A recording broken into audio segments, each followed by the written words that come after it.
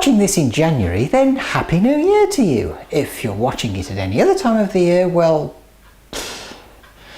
Anyway, today I'm going to use these things to make a delicious pasta dish called beef cannelloni, or just cannelloni in our house, or meaty tubes, not to be confused with cheesy tubes. So let's get on with it. I see no ships. I'm going to start with this 225 gram bag of sofrito. Sofrito? What's sofrito, Titley? Well, Titley, sofrito is a mixture of onion, carrots and celery.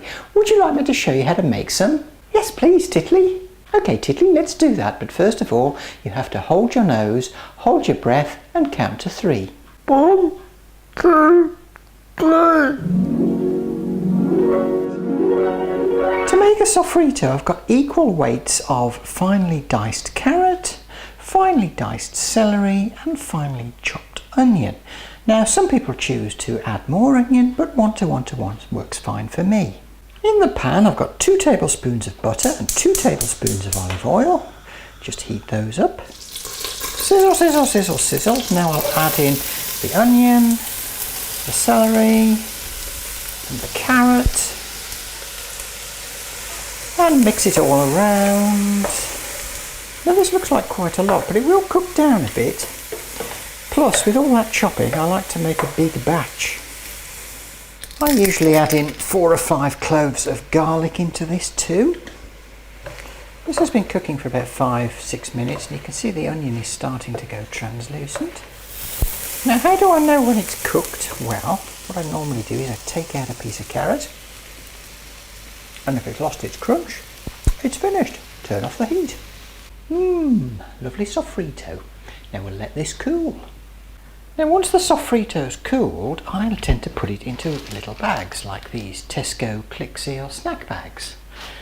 And the bags are about 12 centimetres square, only little things, but there's usually enough in here for one portion, which will do 400 to 500 grams of mince for your bolognese sauce, or your lasagna, or your cannelloni.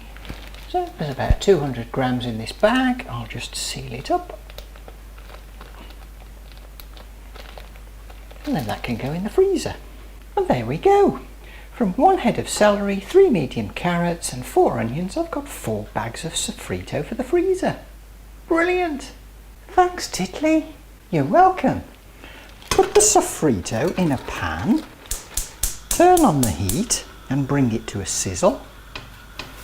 It's sizzling nicely, so now I'll add in 450 grams of minced beef, or minced beef and pork if you prefer. And we'll brown the meat now. Now that the meat's browned, I'm going to season with salt and pepper. Add in half a teaspoon of parsley, half a teaspoon of oregano, half a teaspoon of basil, a big pinch of thyme and a big pinch of sage. Mix well. Now turn the heat right down, cover and cook very gently for about 15 to 20 minutes. Time's up, turn off the heat, give it a good stir, then leave to cool. Now I'm going to make the sauce, and I'll start with a 400ml jar of passata.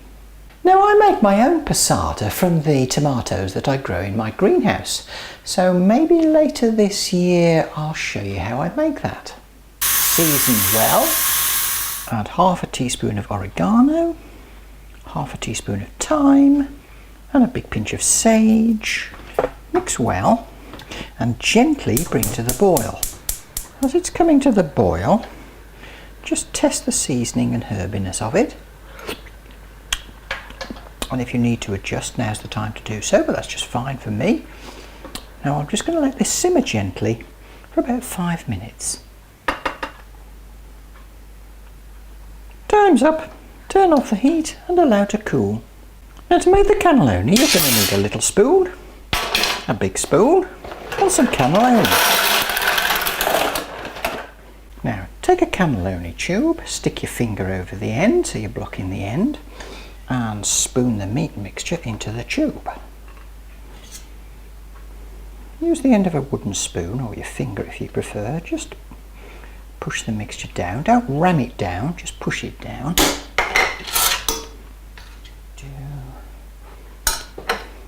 A bit more of a push. As I say, don't ram it hard, just press it down slightly. There we are. That's one tube filled with meat mixture. See both ends. And we'll just put this to one side and carry on with the rest. Now there is a quicker way of filling these things, which I'll show you. You take your tube and you just keep ramming it against the side of the pan.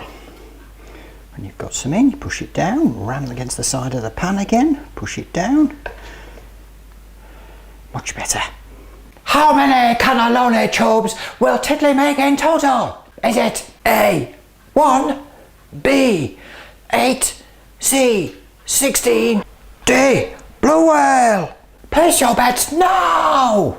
Come on, place your bets, don't be shy. How many will it be?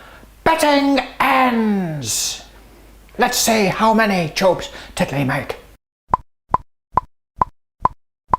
Tiddly makes 16! You win!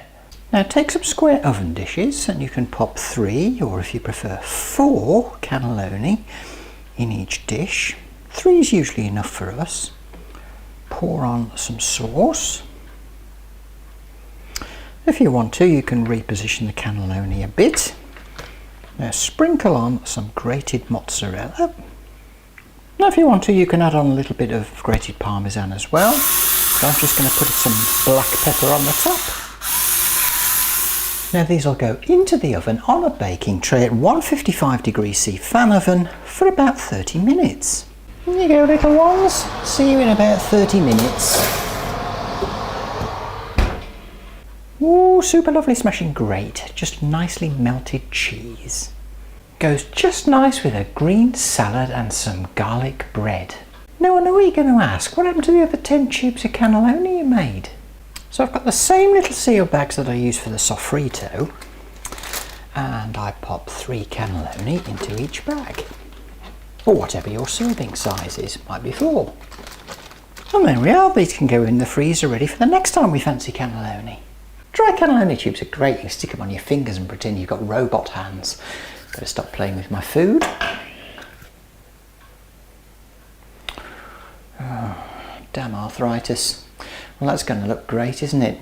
Join me next time. Until then, Khuda Hafiz.